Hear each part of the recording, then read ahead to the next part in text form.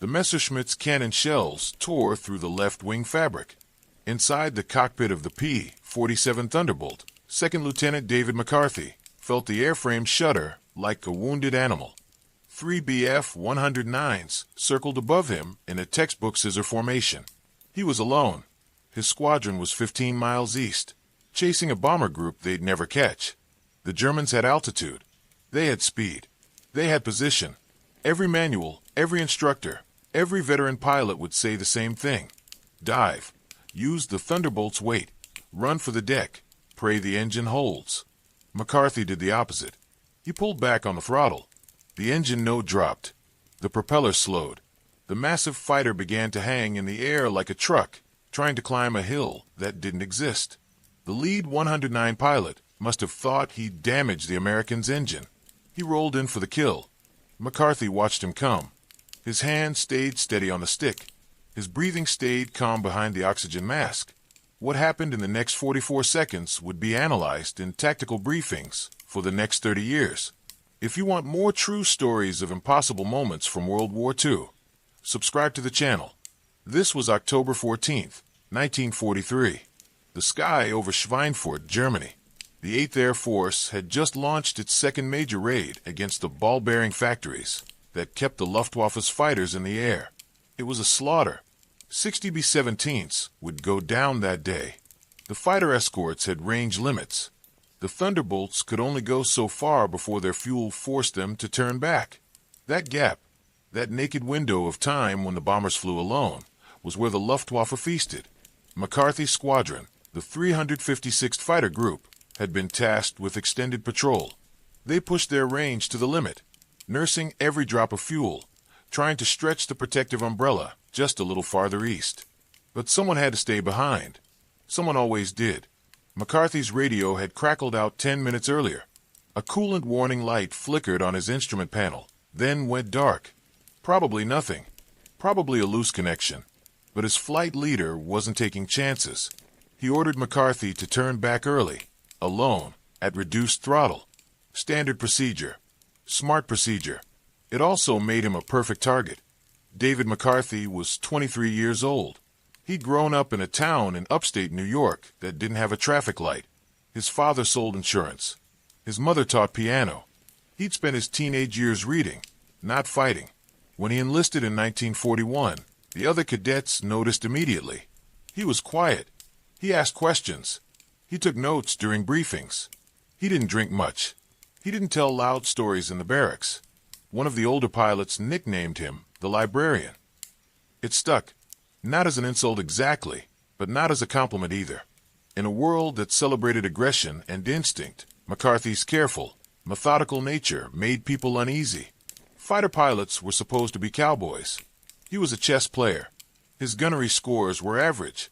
His aerobatics were competent, but not flashy. He graduated from training without awards, without incident, without much notice at all. When he arrived in England and joined the 356th, the squadron commander looked at his file and sighed. Another replacement. Another body to fill a cockpit until the odds caught up with him. The veterans didn't ignore McCarthy, but they didn't invest in him either. You didn't make friends with ghosts. But McCarthy had one skill that nobody saw because it didn't show up on any test. He understood energy. Not in the abstract. Not from a textbook. He understood it the way a pool player understands angles.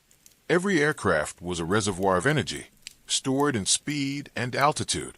Every maneuver was a transaction, trading one for the other. Climb and you bleed speed. Dive and you gain it. Turn and you lose both. Most pilots felt this instinctively after enough flight hours. McCarthy had mathematized it. He'd read every fighter tactics manual the Army Air Forces published. He'd read captured Luftwaffe documents. He'd read British analyses of dogfights over the Channel. And he'd noticed something. Everyone taught the same thing. Never slow down in a fight. Speed is life. Energy is survival. If you're caught low and slow, you're dead. The entire philosophy of American fighter tactics was built on this idea. The P-47 was heavy, fast in a dive, terrible in a slow-speed turn. So you boom and zoom. You dive, you fire, you extend, you climb, you repeat. You never, Ever let the enemy pull you into a slow, turning knife fight? Especially not against a 109. The Messerschmitt could outturn the Thunderbolt at low speeds. It could outclimb it. If you bled your speed against a competent German pilot, you handed him the fight. But McCarthy had read something else. A report from a test pilot who'd flown a captured Bf-109 in Nevada. The German fighter had one quirk. Its fuel-injected engine was brilliant for inverted flight and negative G maneuvers, things that would starve a carbureted engine. But the 109's controls got mushy at low speeds. The aileron stiffened. The roll rate dropped. It wanted speed to be nimble. And the gun sight, the Revi C/12D, was calibrated for high deflection shooting at closing speeds above 250 knots. Below that, the reticle math didn't match the reality. Pilots had to aim manually, by instinct. McCarthy had filed that detail away. He didn't know if he'd ever use it. He didn't know if it mattered. But on October 14th, 1943, 20,000 feet above a German forest, with 3 fighters hunting him and no help coming, it was the only card he had left to play. The 109s had bounced him from the sun. Classic. The first burst missed. The second didn't. He felt the impact through the seat. A metallic hammering that meant something important had just broken. The engine was still running. The controls still responded. But the left aileron felt spongy. He rolled gently right, testing. Delayed response. Not catastrophic, but enough to matter. Enough to kill him if he tried to dogfight his way out. The lead 109 was diving now, lining up for another pass. The other 2 spread wide, cutting off escape routes. They weren't hurrying. They didn't need to. McCarthy's Thunderbolt was a lone cow in a field, and the wolves had all day. He could run. The P-47 could dive like a meteor. He could point the nose down, firewall the throttle, and try to outrun them to the deck. Maybe he'd make it. Maybe the engine would hold. Maybe they'd break off when he hit the clouds. Maybe. Or he could do the thing that made no sense. McCarthy's right hand moved to the throttle. He pulled it back. Not all the way. Not to idle. Just enough. The engine note changed. The big 4-bladed propeller slowed. The Thunderbolt's speed bled off. 300 knots. 290. 280. The aircraft's nose wanted to drop. He trimmed it level. He was flying on the edge now. The edge of a stall. The edge of control. His airspeed indicator needle hovered just above the red line. The lead 109 came in fast. Too fast. The German pilot had expected McCarthy to dive or turn hard. He'd set up his attack run for a target moving at combat speed. Instead, he was overtaking a target that had just become a wall. The closure rate was enormous. The deflection angle was all wrong. The Revi gun sight gave him a solution that didn't match what his eyes were seeing. He fired anyway. Cannon shells and machine gun tracers streaked past McCarthy's canopy, some so close he could see the white phosphorus trails. But they were all in front. Every single round missed. The 109 pilot tried to correct, hauling his stick back, trying to pull lead. But he was too fast, too close. He flashed past McCarthy's right side, less than 50 feet away. Close enough to see the exhaust stains on the cowling. Close enough to see the pilot's head snap toward him in surprise. McCarthy didn't fire. Not yet. He watched the 109 extend out in front of him, bleeding energy in a desperate climb to avoid overshooting into a vulnerable position. The second 109 was rolling in now, steeper, trying to compensate for McCarthy's speed. But he had the same problem. He was a hawk diving on a rabbit, except the rabbit had just stopped running. The math didn't work. His burst went low, chewing up empty air beneath the Thunderbolt's belly. McCarthy still didn't fire. He was counting seconds, counting distances, watching the angles change. The third 109, the smartest of the group, hung back. That pilot had seen what happened to his wingmen. He wasn't committing yet. He was waiting, circling high, trying to figure out what the American was doing. McCarthy's airspeed was down to 260. The controls felt like mush. The stall warning buffet vibrated through the stick. He was hanging in the sky now, barely flying. Ridiculous target. But the two 109s that had attacked were both out of position. One was climbing away, trying to convert his speed back into altitude. The other was pulling hard left, trying to reverse and come back around. And that's when McCarthy moved. He slammed the throttle forward. The big Pratt & Whitney R-2800 engine roared. 2,500 horsepower smashed into the propeller. The Thunderbolt surged forward like a sprinter off the blocks. He rolled right, toward the climbing 109, the one that had shot first. That pilot was nose-high slow, focused on regaining energy. He wasn't expecting the Thunderbolt to accelerate like that. He wasn't expecting it to be there. McCarthy pulled lead. The gunsight Pipper drifted onto the 109's belly. He pressed the trigger. 8 50 caliber Browning machine guns opened up.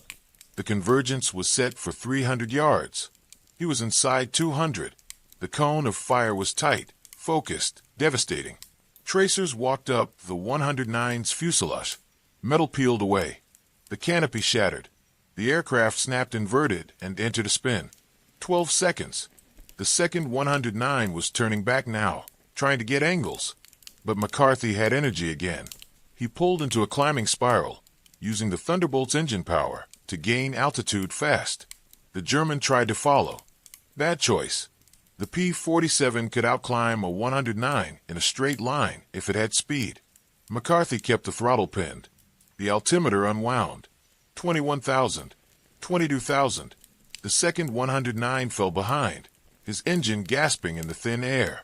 McCarthy reversed hard at the top of his climb. A hammerhead turn, bleeding speed intentionally, letting the nose fall through.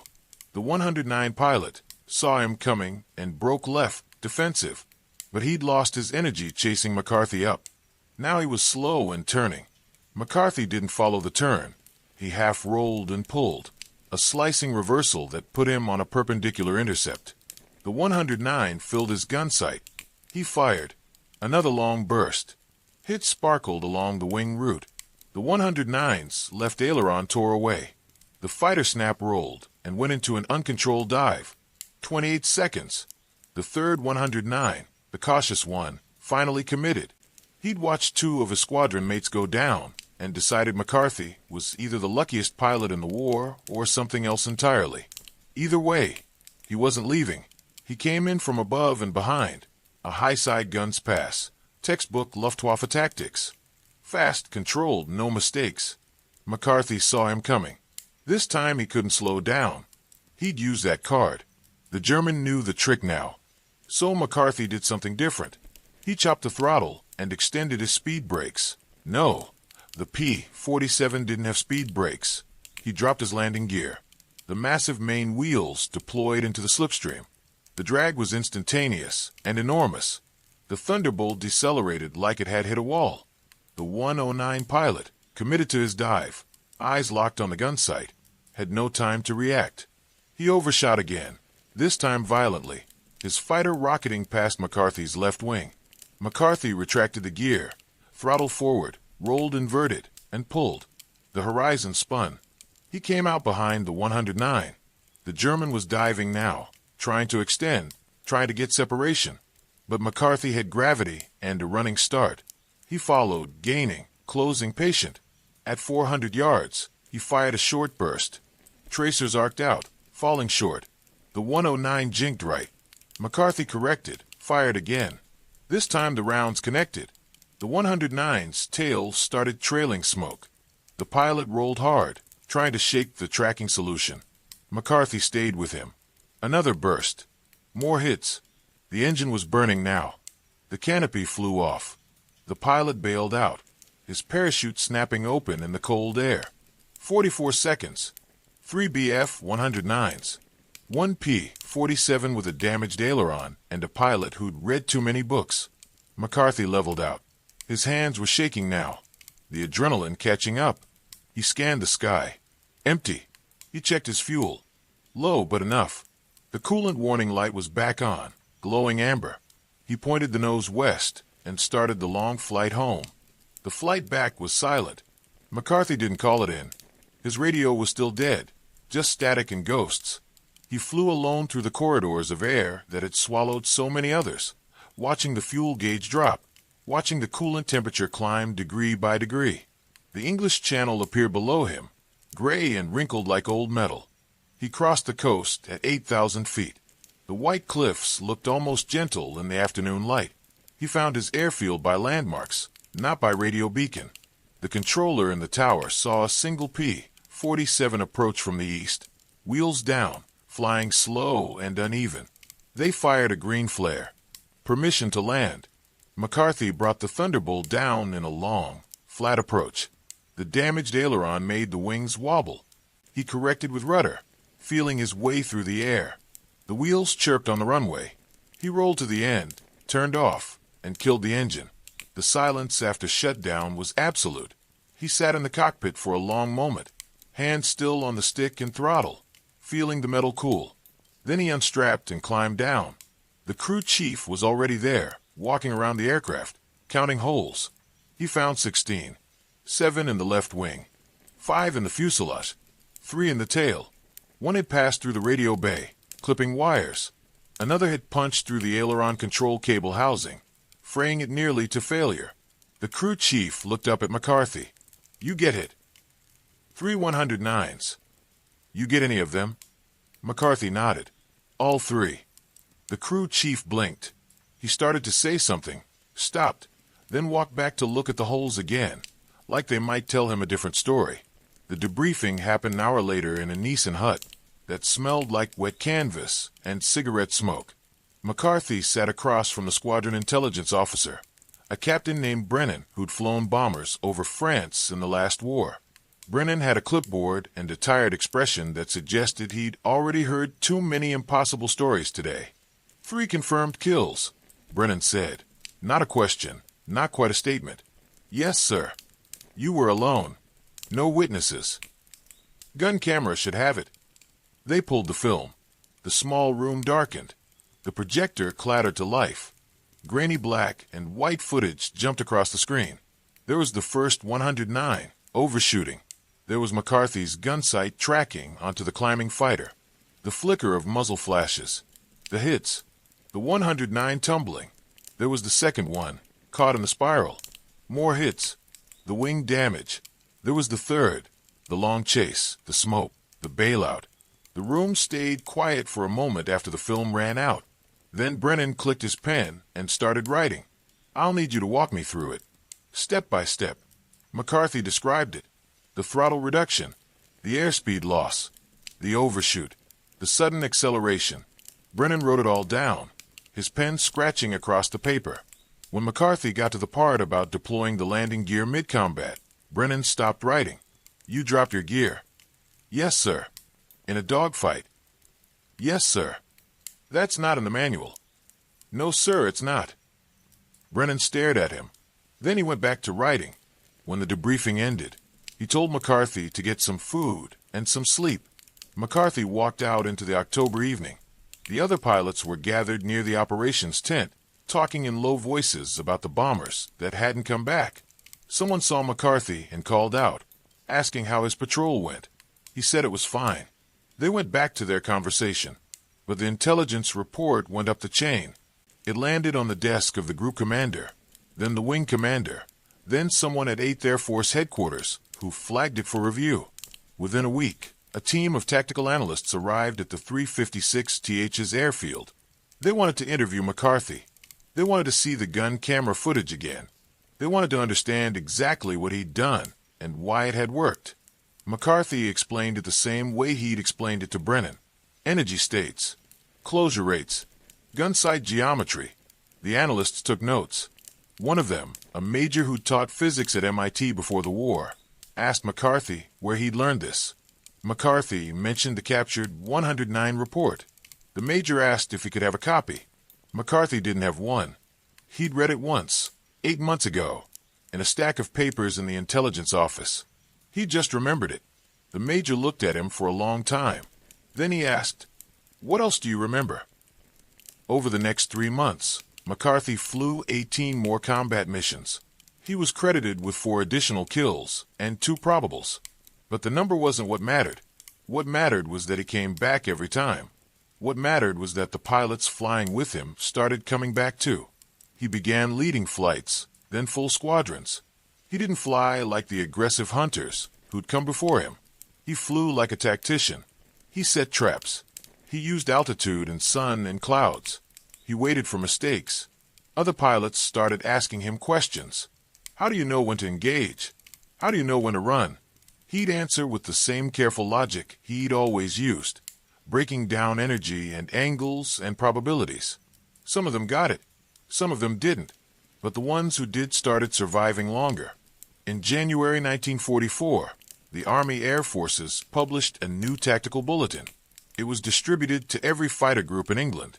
The document analyzed recent engagements and highlighted effective techniques. There was a section on defensive maneuvers against numerical superiority. It described, in dry technical language, the concept of rapid deceleration to force overshoot, followed by immediate acceleration to capitalize on positional advantage. It didn't mention McCarthy by name, but every pilot in the 356th knew where it had come from. By March, McCarthy was a captain. By June, a month after D-Day, he was a major and a squadron commander. He flew cover over Normandy, over the Ruhr, over Berlin.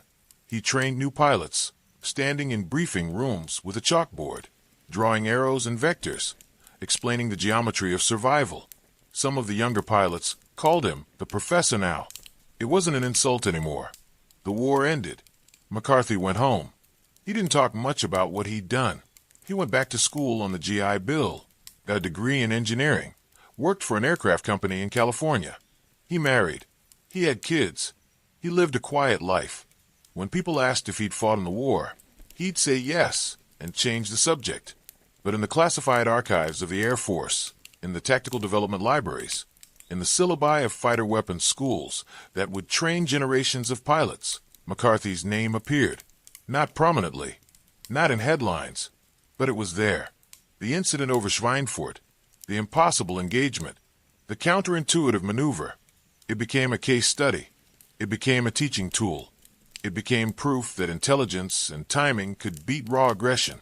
In 1965, a young Navy pilot named John Boyd began developing a theory he called energy maneuverability. He was trying to mathematize air combat, to turn dogfighting into physics. He read everything he could find: old after-action reports, gun camera studies, tactical analyses from World War II. He found McCarthy's engagement. He studied it. He saw in those 44 seconds the seeds of what he was trying to prove. That air combat wasn't about the best aircraft or the bravest pilot. It was about understanding energy and using it better than your opponent. Boyd's theories revolutionized fighter tactics. They influenced the design of the F-15 and F-16. They changed how pilots were trained. And buried in his research notes, in the foundation of ideas that would reshape modern air warfare, was a reference to a P-47 pilot over Germany who'd slowed down when everyone said to speed up. McCarthy died in 1987. His obituary in the local paper mentioned that he'd been a decorated fighter pilot. It didn't mention the 3 109s.